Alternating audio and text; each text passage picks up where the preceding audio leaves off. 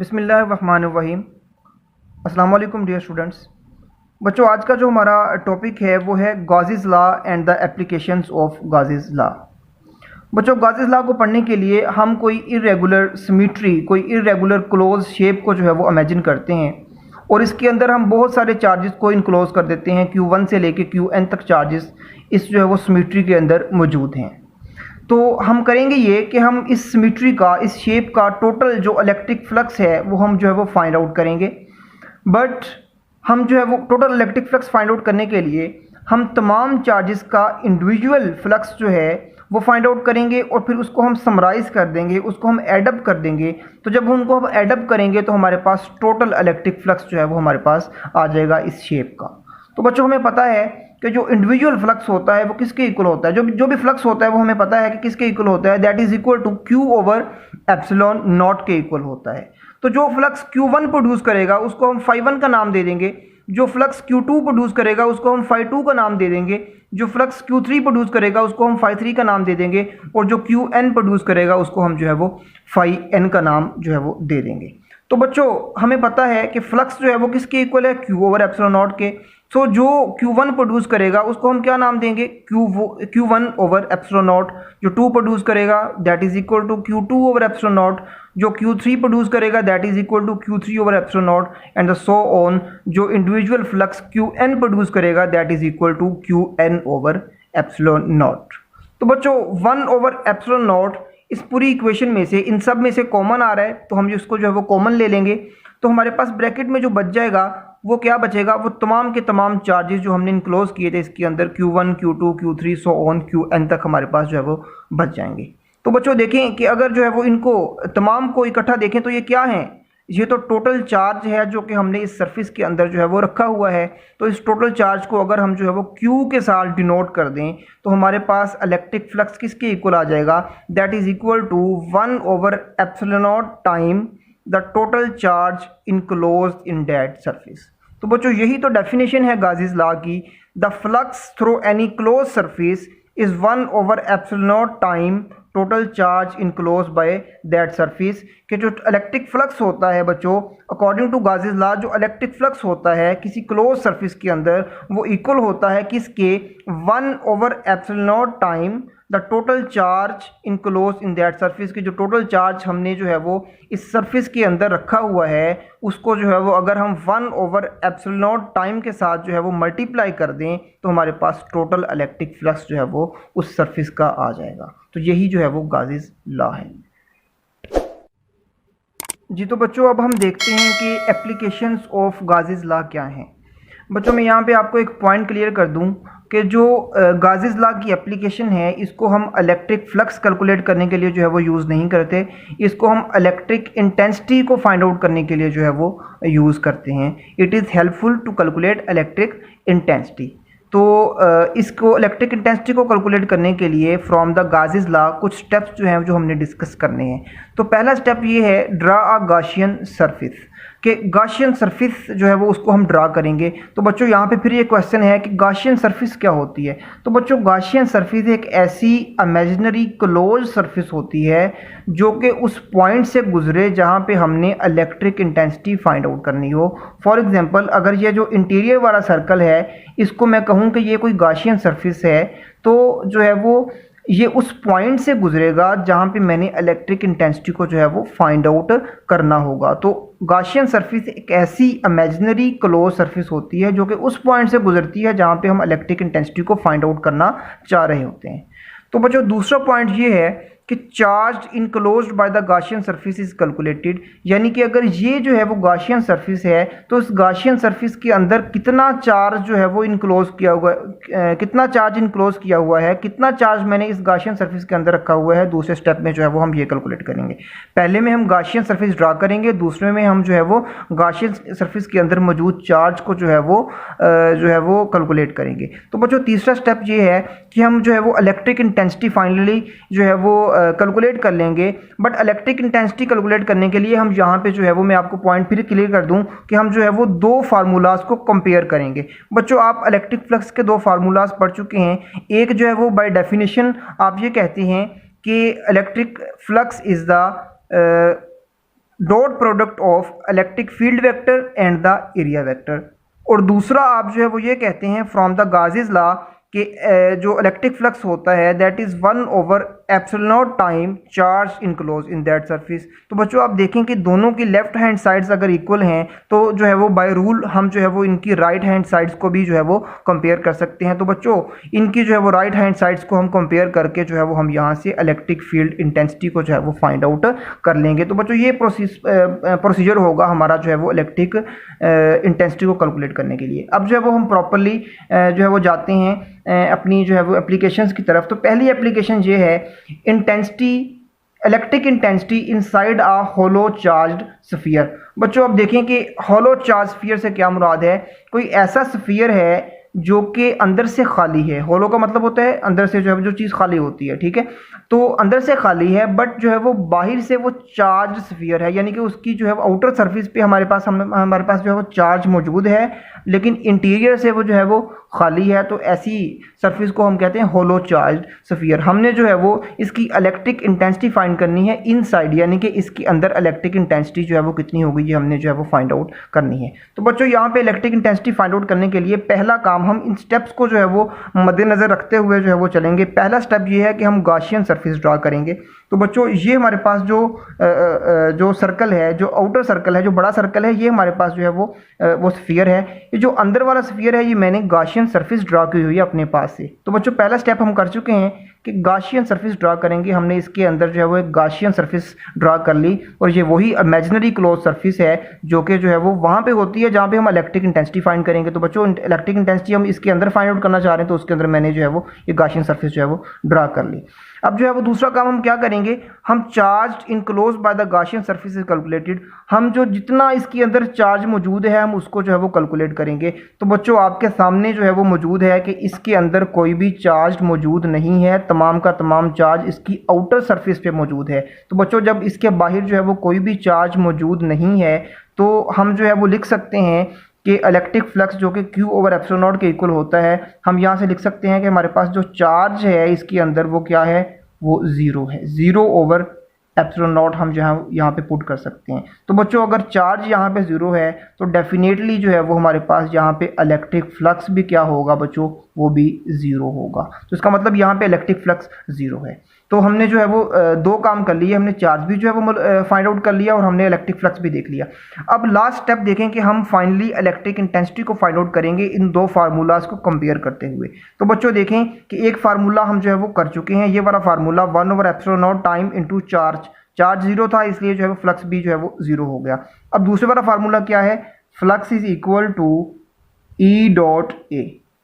दूसरा formula E.A है।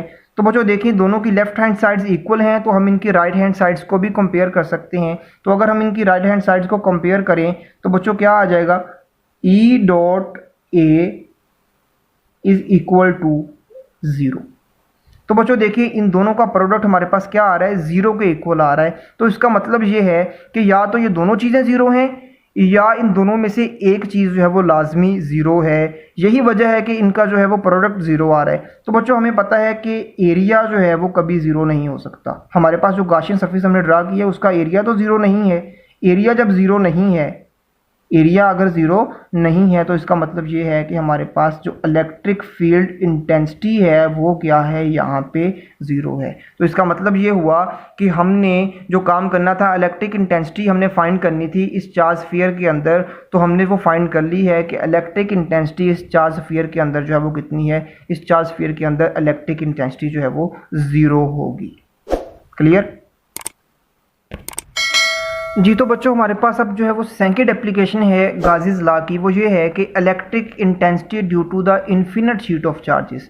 यानी कि हमने इलेक्ट्रिक इंटेंसिटी फाइंड करनी है किसी ऐसी शीट के ऊपर जिसके ऊपर जो है वो इन्फिनिट शीट ऑफ चार्जेस हों, बहुत ज़्यादा चार्जेस हों। ठीक है, इन्फिनिट से मुराद जो है वो इन्फिनिट से मुराद जिसकी कोई हद ना हो। तो हम जो है वो हमने ऐसी शीट का एक पोर्शन लिया है जिसमें जो है वो इन्फिनिट शीट ऑफ चार्जेस जो है वो मौजूद हैं।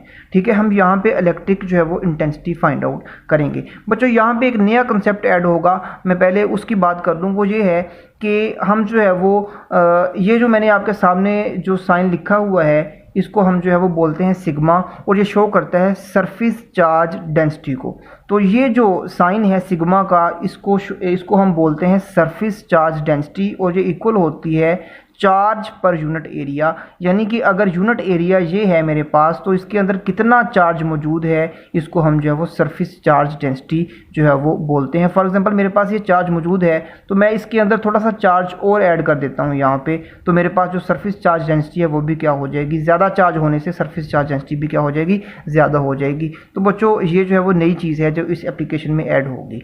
तो इससे जो है वो हम Q यानी कि चार्ज भी फाइंड आउट कर सकते हैं। एरिया यहाँ पे डिवाइड हो रहा है जो है वो चार्ज के साथ, तो इधर जाएगा तो मल्टीप्लाई हो जाएगा सरफेस चार्ज डेंसिटी के साथ, तो हम Q की वैल्यू फाइंड आउट कर सकते हैं, दैट इज सिग्मा ए।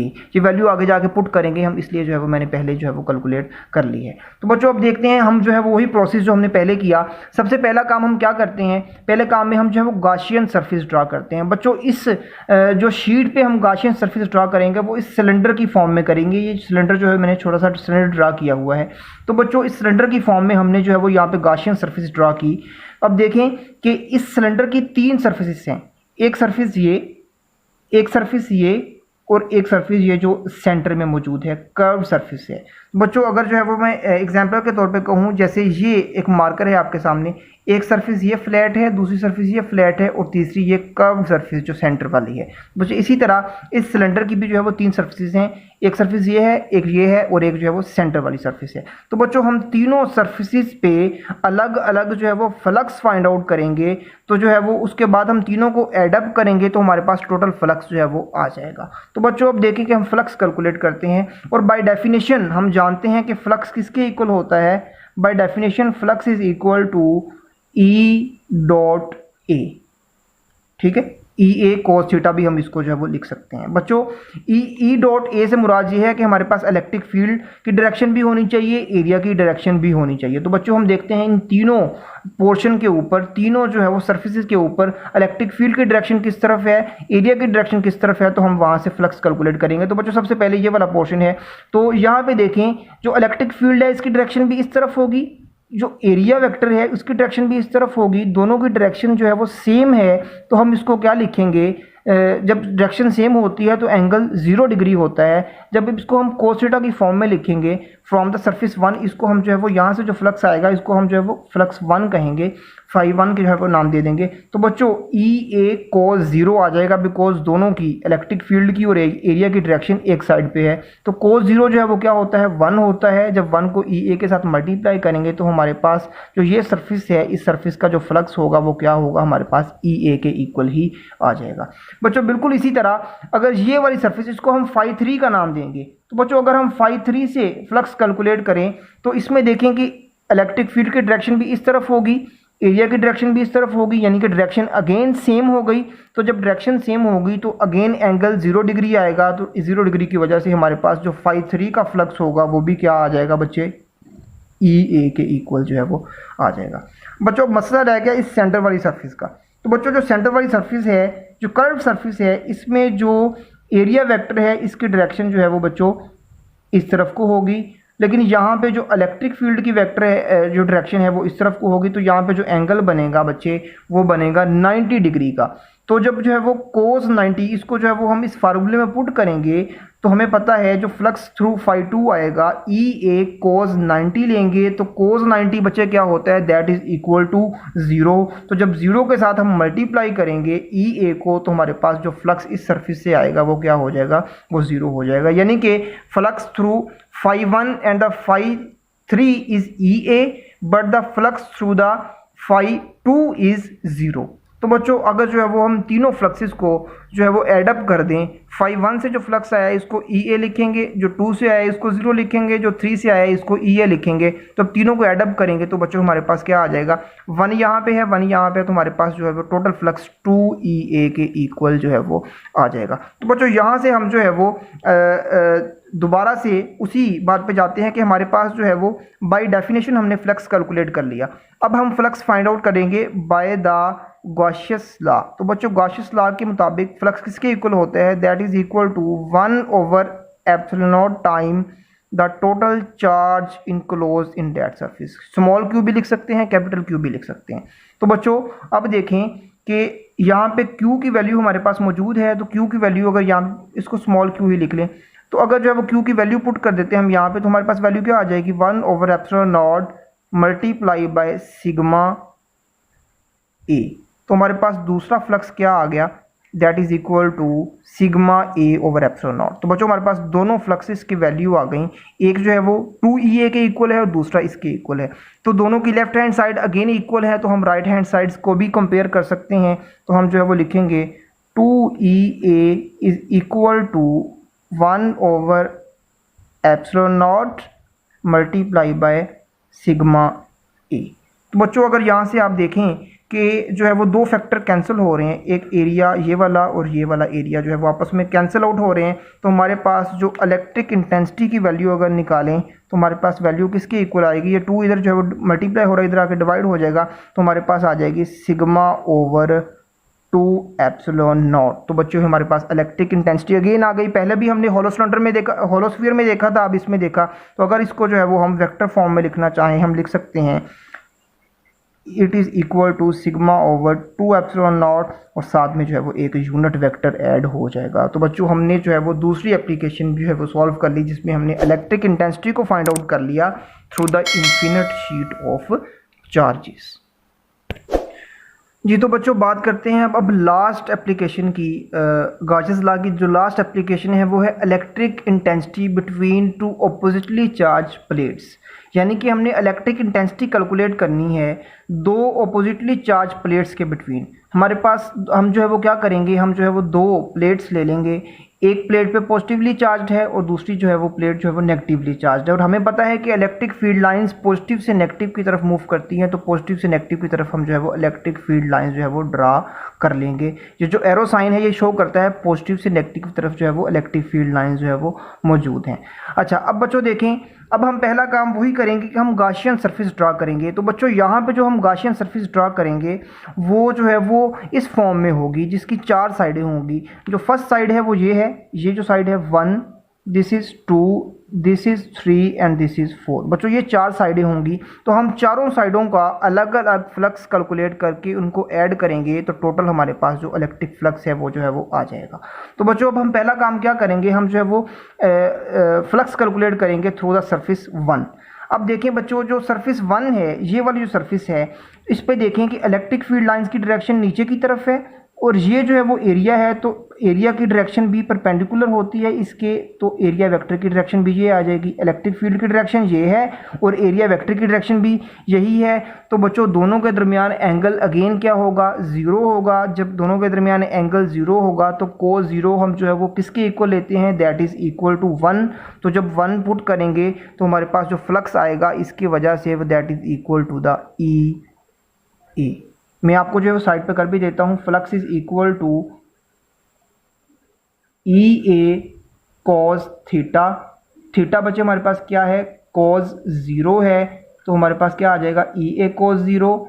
तो जो EA है जब ये cos 0 1 के इक्वल होता है, 1 से मल्टीप्लाई होगा, तो हमारे पास जो टोटल फ्लक्स है वो किसके इक्वल आ जाएगा, that is equal to EA।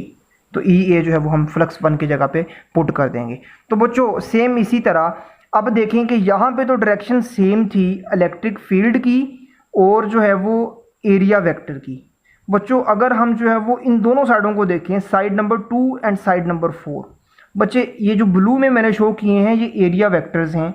इसमें एरिया वेक्टर इस तरफ को है और इलेक्ट्रिक फील्ड आपको पता है कि नीचे की तरफ है। तो बच्चों यहाँ पे जो एंगल बनेगा वो बनेगा 90 डिग्री। अगेन यहाँ पे एरिया की डायरेक्शन, एरिया वेक्टर की डायरेक्शन इस तरफ को है और जो हमारे पास इलेक्ट्रिक फील्ड है वो नीचे की तरफ है, तो यहाँ पे एंगल बनेगा 90 डिग्री। तो बच्चों जब यहाँ पे एंगल जो है वो 90 डिग्री होगा तो हमारे पास यहाँ पे क्या पुट होगा, 0 पुट होगा। तो अब 0 इसके साथ मल्टीप्लाई होगा तो तमाम का तमाम आंसर क्या बन जाएगा, 0 बन जाएगा। तो सिंपली हम ये कह सकते हैं कि जो साइड 2 है और जो साइड 4 है वहाँ पे जो इलेक्ट्रिक फ्लक्स होगा वो क्या होगा, दोनों का 0 होगा। अब बात रह गई बच्चों साइड नंबर 3 की। तो बच्चों अगर हम सरफेस नंबर 3 की बात करें तो सरफेस नंबर 3 जो है वहाँ पे जो इलेक्ट्रिक फील्ड इंटेंसिटी है वो है ही 0, बिकॉज हमारे पास जो चार्जेस हैं वो आउटर सरफेस पे हैं। जो मेटेलिक प्लेट होती है उसकी आउटर सरफेस पे चार्जेस होते हैं, तो हमने जो है वो चार्जेस उसके अंदर जो है वो कंसीडर ही नहीं किए, तो वहाँ पे तो इलेक्ट्रिक फील्ड ही 0 है। जब ई 0 हो जाएगा तो हमारे पास अगेन जो है फ्लक्स यहाँ पे भी क्या हो जाएगा, ज़ीरो हो जाएगा। तो बच्चों हमारे पास जो फ्लक्स आएगा वो सिर्फ फ्लक्स जो है वो साइड नंबर 1 से आएगा। तो हमारे पास जो इसका फ्लक्स आ जाएगा that is equal to the E A.